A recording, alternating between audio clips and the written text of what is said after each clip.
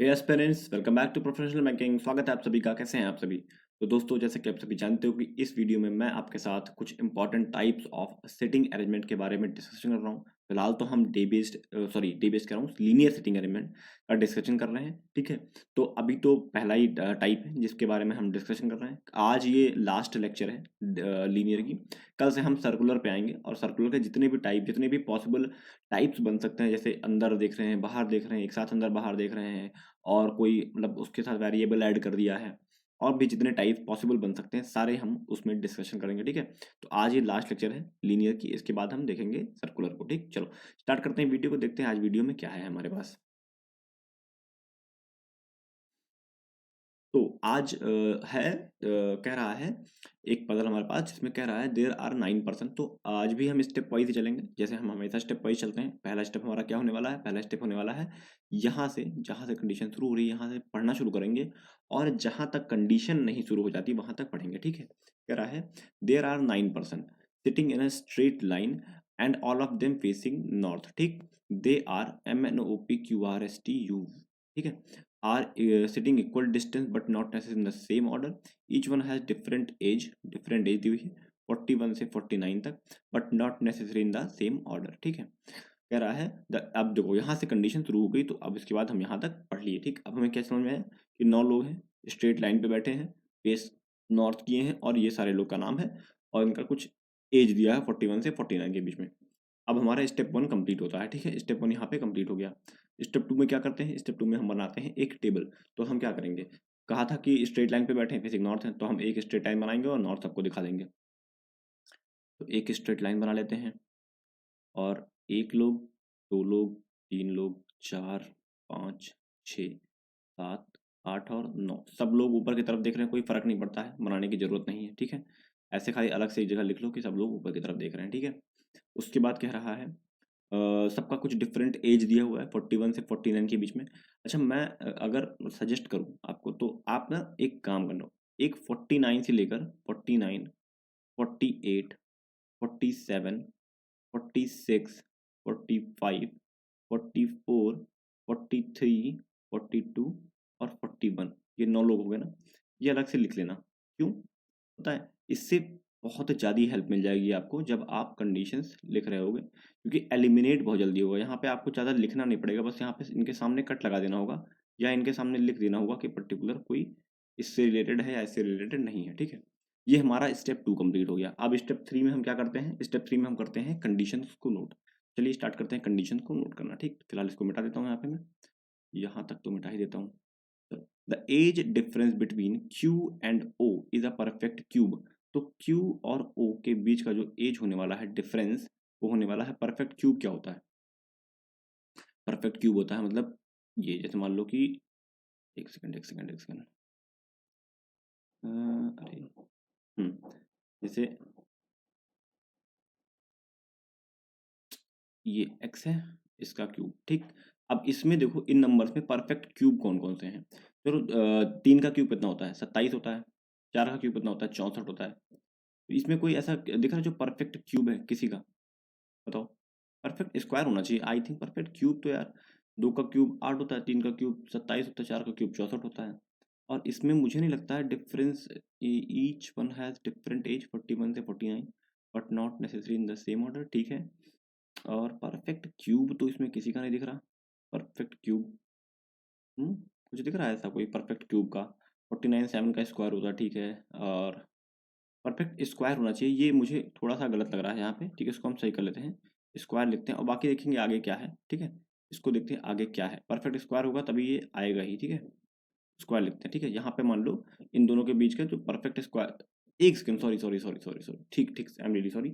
इनके एज का डिफरेंस जो है वो परफेक्ट क्यूब है। मतलब एक का क्यूब 1 होता है, 2 का क्यूब 8 होता है, 3 का क्यूब 27 होता है। ठीक है, मतलब 1 या 8 में से कोई होगा। 27 तो भाई हो नहीं सकता किसी का डिफरेंस। 41 और 49 का डिफरेंस तो 8 होगा मैक्सिमम, 27 नहीं हो सकता, या 1 और 8 में ही होगा। आई एम रियली सॉरी, मैं कंडीशन को गलत पढ़ लिया था। ठीक है, पढ़ सही लिया था, समझ गलत लिया था। ठीक, चलो आगे देखें। T sits third to the left of P। T जो है वो P के first left, second left, third left में बैठा हुआ है। ठीक है, चलो आगे देखें। P whose age is 48। अब देखो यहाँ पे पी का एज सीधे बता दिया तो हम पी का एज सीधे लिख देंगे, ठीक है। अब देखो अगर ये 48 होगा, अभी बहुत सारी कंडीशन है भैया, मैं आगे धीरे धीरे लिखूंगा तब समझाऊंगा आपको, ठीक है। और देखो R sits middle of the line, अब यहाँ पे आर को सीधे बोल दिया कि मिड पे बैठा हुआ, तो हम आर को बैठा देंगे। जो कंडीशन एकदम प्रॉपरली फिट हो रही है, कोई उससे पॉसिबिलिटी ना बन रही है, उसको हम तुरंत उसको बैठा दिया करेंगे, ठीक। चलो आगे देखें। N and M are immediate neighbours, और कह रहा है एन और एम जो है वो इमीडिएट नेबर हैं एक दूसरे के, तो हम एन और एम को ऐसे लिख देते हैं। ये कहीं भी हो सकते हैं, हमें नहीं पता ये किस साइड है, ठीक है। उसके बाद कह रहा है neither N nor M is an immediate neighbour of Q and O. ये दोनों ही, अब देखो इसको अलग मुझे लिखना पड़ेगा क्योंकि कंडीशन थोड़ी बड़ी हो गई है ना। एन और एम अपने एक दूसरे के नेबर हैं, और ये क्यू और ओ के अगल बगल नहीं होंगे, क्यू और ओ के अगल बगल नहीं होंगे ये दोनों, ठीक है। चलो फिर देखो क्या करा है। There are 3 person sit between the one whose age is 44 and the one whose age is 46। कह रहा है कि जो 44 है और जो 46 है उसके बीच में कितने लोग बैठे हैं, 3 पर्सन बैठे हैं ना, 1 2 और 3, ठीक है, ऐसे लिख देंगे। उसके बाद कह रहा है Q is not an immediate neighbour of R। अब Q जो है वो R का इमीडिएट नेबर नहीं है, इसका मतलब इस जगह पे और इस जगह पे Q नहीं आने वाला है, ठीक है, ये तो कंफर्म हो गया। उसके बाद देखो Q is older than O। Older मतलब क्या होता है, ओल्डर का मतलब क्या होता है, हुँ? जिसकी एज ज़्यादा बड़ी होती है ना, भाई ये जो बड़ा होगा वो ओल्ड होगा, तो Q जो है वो ऊपर होगा, यहाँ पे एज लिखा हुआ ना, ये Q जो है वो ऊपर होगा किससे, O से, इस मामले में, ठीक। चलो ईदर T और P seats at the extreme and, या तो T या फिर P, ठीक है, एक एंड पर बैठे हैं, तो ऐसे लिख देते हैं इन दोनों में से कोई एक एंड पर है, वन एट एंड, ठीक है, ऐसे समझ में आ जाएगा। ऐसे थोड़ा सा छोटा लिखते हैं, वन एट एंड, ठीक, ऐसे लिख देते हैं। अब देखो कह रहा है there is only 1 person sit between S and the one whose age is 47। तो 47 और एस के बीच में एक लोग बैठे हुए हैं, ठीक है। एस की जो एज है, S age is not 46 and T age is not 45। देखो एस यहाँ पे नहीं आएगा 46 पे, और टी यहाँ पे नहीं आएगा, ठीक है। इसमें देखो कितना ज़्यादा लिखना ही नहीं पड़ा, बस सिंपली ये टेबल बनी होती, इजीली बन जा हो जाता, ठीक है। उसके बाद देखो difference between age of Q and O is even number. Q और ओ के जो डिफरेंस को बता दिया यहाँ पे कि उनका जो डिफरेंस होने वाला है वो इवन नंबर होने वाला है। अब इन दोनों में इवन ये तो है नहीं, है ना, यही इवन है, पक्का चल गया, मतलब हमें पता है कि इन दोनों के बीच का डिफरेंस 8 है, और ये भी पता चल गया कि क्यू और ओ ए अब किस पे आएंगे, ये भी हमें अच्छे से पता चल चुका है। लेकिन ये नहीं पता एग्जैक्टली कहाँ आएंगे, और देखा जाए तो एग्जैक्टली भी पता है, इन दोनों कंडीशन को अगर मर्ज कर दूं, इन दोनों कंडीशन को अगर मर्ज करो तो ये भी पता चल गया कि कहाँ आएंगे, तो लिख देते हैं। अगर क्यू की एज 49 होगी और ओ की एज 41 होगी तो इन दोनों के बीच का गैप कितना आएगा, 8 आएगा ना, इवन नंबर, सही है, समझ में आ गया। तो इस कंडीशन की मुझे नहीं लगता कि अब कोई ज़रूरत है, उसको हम हटा देते हैं, ठीक है, ताकि हमारा स्पेस बचेगा। चलो 2 person sit between Q and O. अब बता दिया क्यू और ओ के बीच में 2 लोग बैठे हुए हैं, ठीक है। Neither T nor P is an immediate neighbour of Q. अब इसके अगल बगल टी और पी दोनों ही नहीं आएंगे, ठीक है, बता दिया सीधा सीधा, okay. M whose age is 43, M की जो एज है वो 43 है, बता रहा है not an immediate neighbour of T, ये टी के अगल बगल नहीं है, एम को यहाँ लिख के कट मार दो, ठीक है। आगे देखो उसके बाद कह रहा है T's age is neither 44 nor 46। तो 46 यहाँ पे भी नहीं होगा टी, और टी यहाँ पे भी नहीं होगा। अब देखो टी के लिए जगह कहाँ बची है, एक ये जगह बच रही है और एक ये जगह बच रही है, ठीक है, 42 और 47, ठीक। तो फिलहाल हमारे पास सारी कंडीशन नोट हो गई हैं। हम क्या करने वाले हैं अगले स्टेप में सारी कंडीशन को हम अलग अलग सर्कल में बंद कर देंगे, ताकि हमें पता रहे कि कंडीशन हमारी कहाँ कहाँ पर हैं, ठीक है। तो ये हो गया हमारा कंडीशन बंद। अब देखो कौन सी कंडीशन से हम शुरू कर सकते हैं पजल को बनाना, ये देखना। देखो ध्यान से, आर बैठा हुआ है, क्यू इन दोनों पे नहीं आएगा, ये बात हमें पता है, ठीक है, और टी पी किसी एक एंड पे बैठे हुए हैं। एक एक करके चेक करते हैं कौन से एंड पे आ सकते हैं। देखो पी को यहाँ बैठा दूं तो टी यहाँ बैठ सकता है, बिल्कुल बैठ सकता है। पी को यहाँ बैठा दूं तो टी यहाँ बैठ सकता है, बिल्कुल बैठ सकता है। मतलब दोनों पॉसिबिलिटी है, और मैंने आपको बताया है जब ऐसी कंडीशन आए तो कोशिश पहले करनी है कि हम कोई कंडीशन मर्ज कर दें। अगर मर्ज हो जाती है तो बहुत अच्छी बात है, अगर नहीं मर्ज होती है तो हम पुट करके देखेंगे, ठीक है। अभी फिलहाल हमें आर का भी एज नहीं पता कि आर कौन कितने एज का है, तो उसको छोड़ देंगे, ठीक है। और आगे देखते हैं, एन और एम अगल बगल होंगे, क्यू और ओ उसके अगल बगल नहीं होंगे। क्यू और ओ से कुछ नहीं पता चल रहा मुझे। क्यू चलो मान लो यहाँ नहीं है, तो क्यू यहाँ हो सकता है, एक दो छोड़कर वो बिल्कुल पॉसिबिलिटी है। क्यू यहाँ हो सकता है, एक दो छोड़कर वो बिल्कुल पॉसिबिलिटी है। क्यू यहाँ नहीं हो सकता, क्यू एंड पे हो सकता है, एक दो छोड़कर वो पॉसिबल है। इसका मतलब आपको समझ में आ रही है एक चीज, अगर टी और पी को मैं सेट करूं कहीं भी, तो क्यू और ओ उसके बाद आराम से सेट हो जाएगा। देखो कैसे, एक केस लेते हैं कि पी को यहाँ रखते हैं और टी को यहाँ रखते हैं, ठीक है। तो अब मुझे बताओ क्यू कहाँ आएगा। जाहिर सी बात है क्यू यहाँ आएगा और ओ यहाँ आएगा। पता है क्यों? क्योंकि देखो दो लोग इसमें भी थे, ठीक है, और दो लोग इसमें भी थे, इस वाले में, ठीक है। और यही दो जगह बची थी जहां जहां दो लोग आ सकते हैं, यही दो जगह बची थी और कहीं जगह ही नहीं थी। ध्यान से देखो ना, देखो ये जगह बची जहाँ दो लोग एक साथ आ सकते हैं, ये जगह बची थी। क्यों? क्योंकि अच्छा क्यों यहाँ पे रखते, एक दो छोड़कर नहीं रख सकते, पॉसिबल ही नहीं था ना। तो यही दो जगह खाली बची हुई थी हमारे पास जहाँ पे हम रख सकते थे, ठीक है, क्यू और ओ को। तो चलो अब आगे देखते हैं और क्या कर सकते हैं हम फिलहाल। अब आगे देखें तो टी और पी के अगल बगल क्यू नहीं आना था, कंडीशन हो गई हमारी। टी और पी, अच्छा टी के अगल बगल एम नहीं आएगा, चलो मान लिया एम यहाँ पे नहीं आएगा, रख देते हैं, ठीक है। ये कंडीशन भी हमारी कंप्लीट हो गई। एन और एम साथ में आएंगे जहां भी आएंगे, और दोनों ही क्यू और ओ के अगल बगल नहीं आएंगे, तो मतलब एन एम यहाँ नहीं आएंगे। एन एम इस जगह पे नहीं आने वाले, एन एम इस जगह पे नहीं आने वाले। इसका मतलब एक ही जगह बची, यहाँ पे एम नहीं आएगा तो यहाँ पर एन आएगा, और यहाँ पर आ जाएगा एम, ठीक। ये हमारी कंडीशन कंप्लीट हो गई, ठीक। अब यहाँ पे दो लोग बचे, कौन कौन बचे? M N O P Q R S T U, M N O P Q R S बचा है और यू बचा है, ये दोनों बचे हुए हैं। अब ये दोनों कहाँ आएंगे ये देख लेते हैं एक बार, ठीक है। चलो ध्यान से, अब जिनका जिनका हमें एज पता है उनकी एज हम लिखते जाते हैं। तो क्यू की एज हमें पता है 49 है, सॉरी सॉरी ये तो ओ है ना। इसकी एज पता है 41 है, क्यू की एज पता है 49 है, ठीक है, 49 लिख दिया। पी की एज मुझे पता है 48 है, मैंने लिख दिया, ठीक है। एम की एज हमें पता है 43 है, मैंने लिख दिया। और ओ की एज तो लिख ही दिया था, ठीक है। चार लोग की एज हमें पता थी। अब ध्यान से देखना, कह रहा है कि जो एस है वो, एक सेकंड हाईलाइटर लेता हूँ, जो एस है वो 47 से एक छोड़ के देखो कहाँ कहाँ एस आ सकता है। या तो यहाँ आएगा एस, या तो यहाँ आएगा एस, ठीक है। अगर एस को मैं यहाँ रखूँ तो 47 आर हो जाएगा, पॉसिबिलिटी बिल्कुल है। अगर एस को मैं यहाँ रख दूँ तो 47 कहीं रख सकता हूँ, कहीं रख सकता हूँ, नहीं रख सकता ना। इसका मतलब एक जगह यही बच रही है एस के लिए, ठीक। अब एस अगर रख दिया मैंने तो मैं यू भी रख सकता हूँ, है कि नहीं।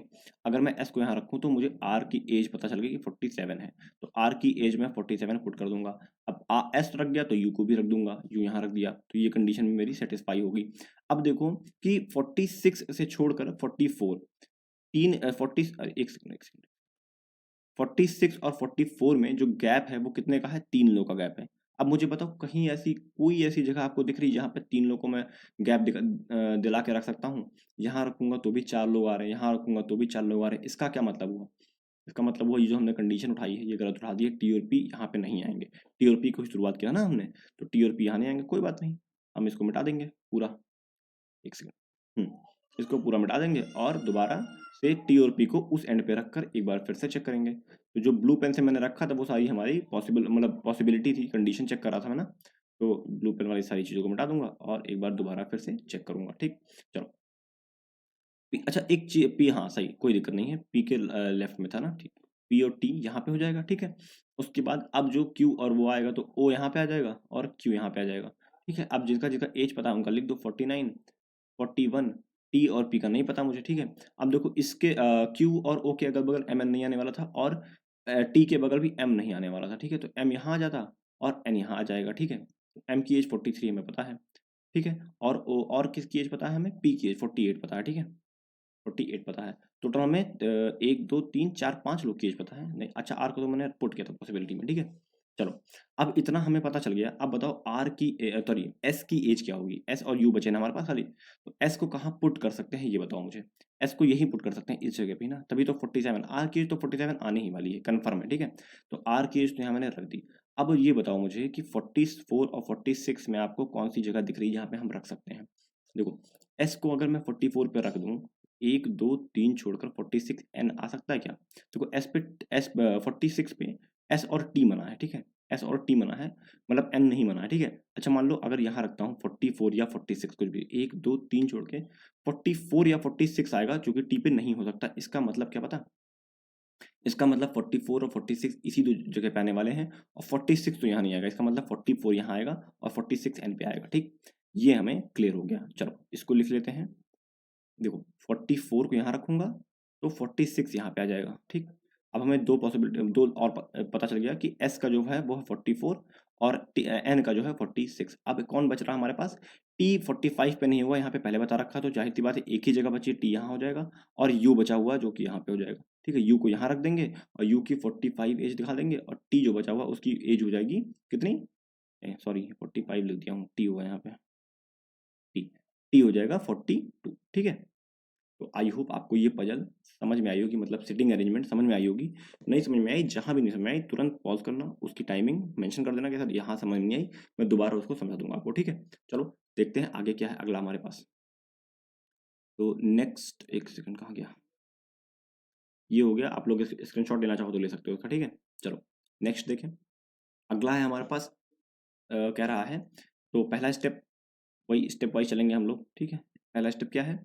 स्टेप है 8 प्लेयर्स विराट, रोहित, राहुल, शुभमन, संजू, चहल, ईशान और Hardik are sitting in a linear row facing south. ठीक है, but not necessary in same order. तो सबके सब साउथ देख रहे हैं, अगर सबके सब साउथ देख रहे हैं तो कोई फर्क नहीं पड़ता, आप सबके सबको नॉर्थ बना लो। ठीक है, क्योंकि सबकी चेंज, और क्वेश्चन में भी कोई दिक्कत नहीं आती। ठीक है, चलो यहाँ तक हमने पढ़ लिया। अब हमारा काम क्या था कि 8 प्लेयर उसने बताया था, और क्या बताया था, सब लोग फेसिंग साउथ, लीनियर रो में बैठे हैं और फेसिंग साउथ देख रहे हैं।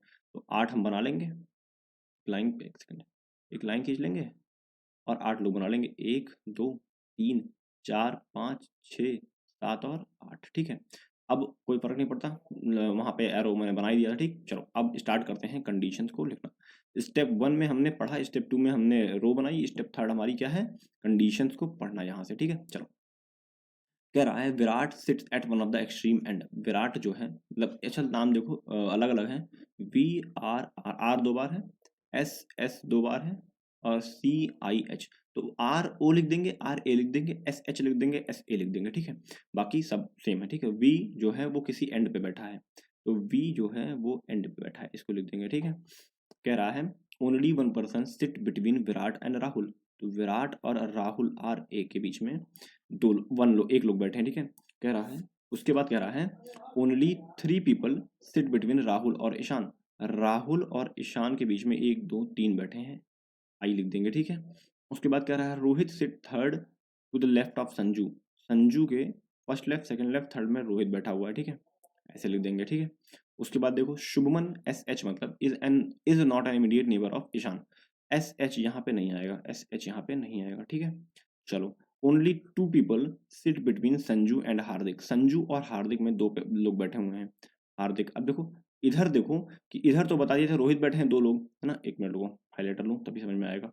संजू और रोहित में 2 लोग हैं, तो जाहिर सी बात है संजू और हार्दिक, हार्दिक इधर ही आएगा ना फिर, तो इसको दोनों को मर्ज कर सकते हैं हम लोग बाद में। चलो बाद में करेंगे उसको मर्ज, अभी फिलहाल लिख लेते हैं।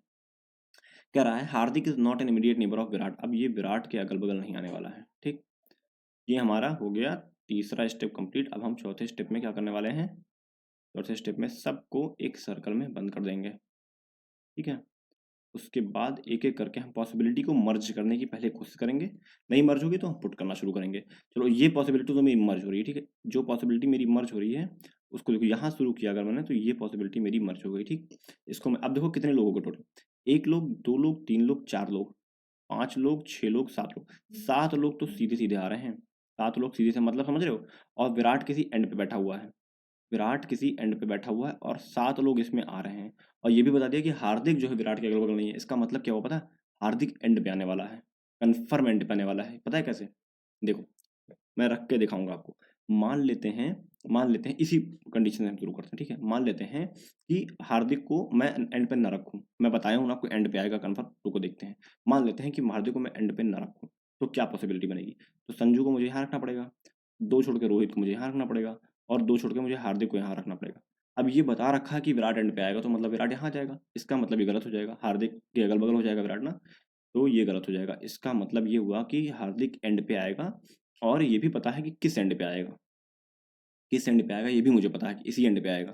क्यों, क्योंकि संजू के राइट में ही होने वाला है हार्दिक, क्योंकि संजू के लेफ्ट में 2 छोड़कर कौन बैठा हुआ है, रोहित बैठा हुआ है, 1 2 छोड़कर यहाँ पे संजू आएगा और 1-2 छोड़कर यहाँ पे रोहित आएगा, रोहित के बगल में आ जाएगा विराट, विराट से 1 छोड़कर कौन था? राहुल था, राहुल आ जाएगा, ठीक है? तो ये मेरी कंडीशन हो गई, ये मेरी कंडीशन हो गई, ये कंडीशन हो गई और ये भी कंडीशन मेरी हो गई। अब राहुल से 3 छोड़कर ईशान था, 1, 2, 3 छोड़कर ईशान को यहाँ रख देंगे। ईशान के अगल-बगल शुभमन नहीं था, शुभमन यहाँ पे आ जाएगा, एक कौन बच गया? चहल, चहल को यहाँ पे रख देंगे। ये हमारी सिटिंग अरेंजमेंट बन के रेडी हो गई। तो आई होप ये सिटिंग अरेंजमेंट आपको समझ में आई होगी। नहीं समझ में आई तो कमेंट करना, मैं दोबारा इसको समझा दूंगा, ठीक? चलो आगे देखते हैं अगला क्या है हमारे पास।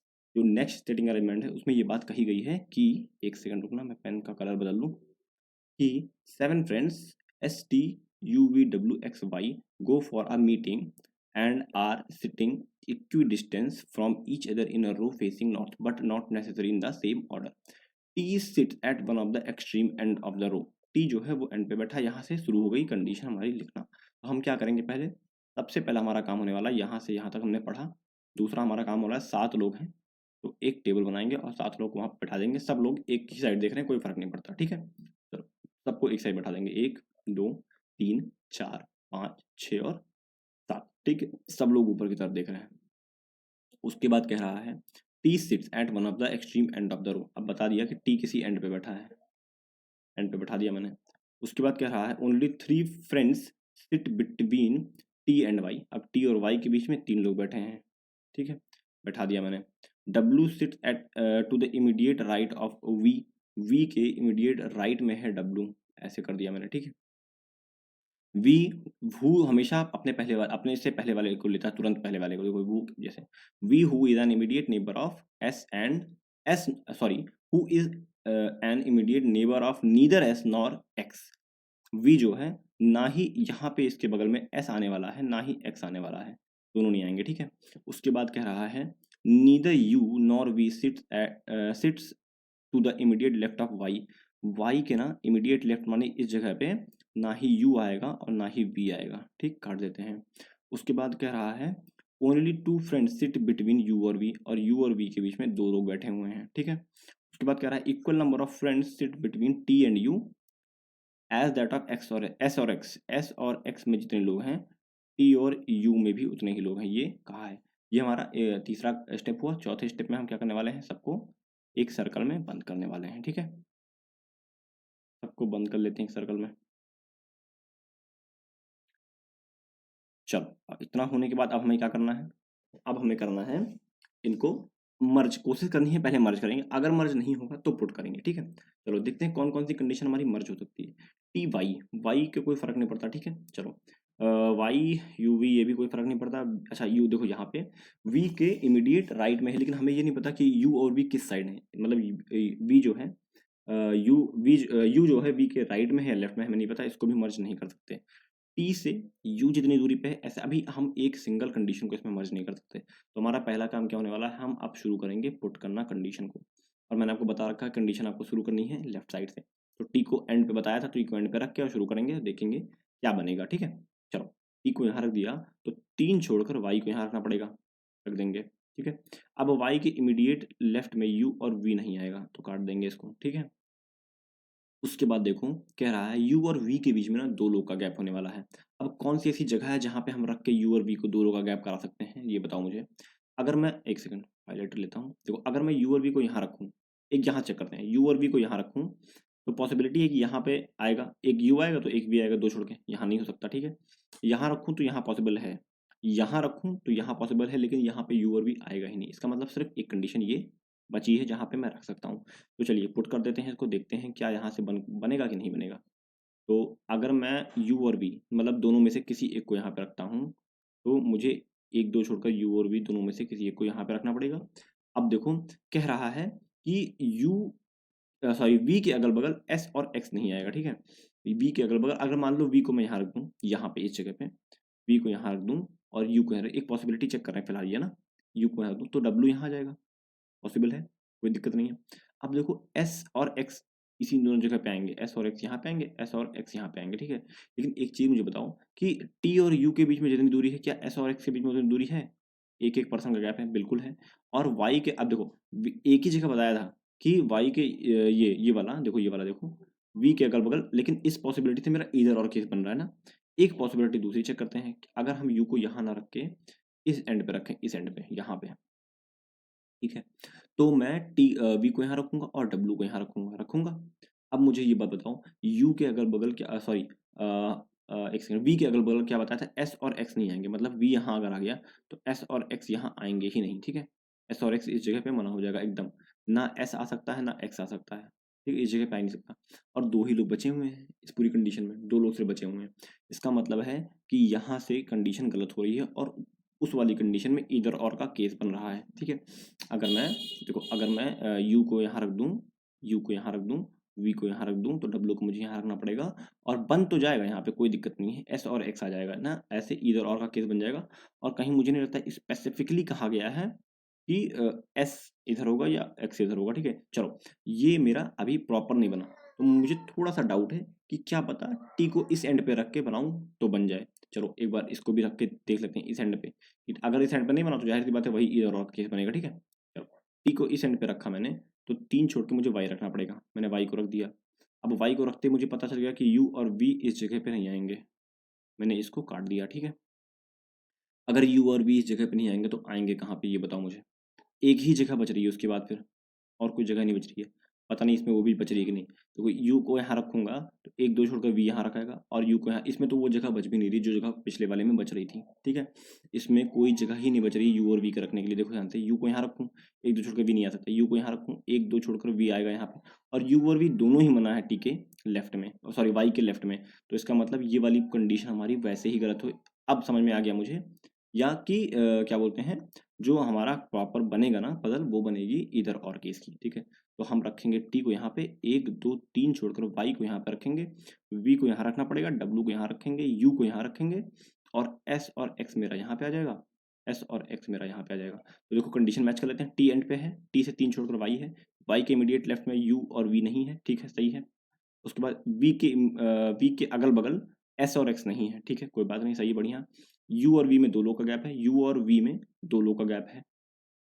एस से एक्स की जितनी दूरी है, टी से यू की उतनी दूरी है। सही है, तो इसका मतलब ये हमने सही बनाया है, इधर और का केस बनेगा यहाँ पे। ठीक, चलो, ये खाली चेक करने के लिए होता है, एक बार कंफर्मेशन हो जाए कि हाँ इधर और बन रहा है अगले पॉसिबिलिटी से, क्योंकि पजल मतलब जब एग्जाम में पजल आती है ना, बहुत ज़्यादा मतलब परेशान करने वाली होती है, तो ऐसे में चांसेस रहता है कि गलत हो जाए। ठीक, चलो, आई होप आपको ये वीडियो समझ में आया होगा। ठीक है, अगर समझ में आया है तो क्या करना है आपको, इस वीडियो को लाइक करना है, हाँ ठीक है, और चैनल को सब्सक्राइब कर लेना है, बेल आइकन हिट कर देना है, वीडियो दोस्तों के साथ शेयर करना है। और ये मेरा टेलीग्राम चैनल है, इसको ज्वाइन कर लो, यहाँ पे मैं इसकी पीडीएफ और लिंक दोनों डालता आता हूँ। ठीक, तो चलिए मिलते हैं नेक्स्ट वीडियो में, तब तक के लिए thank you and God bless you all.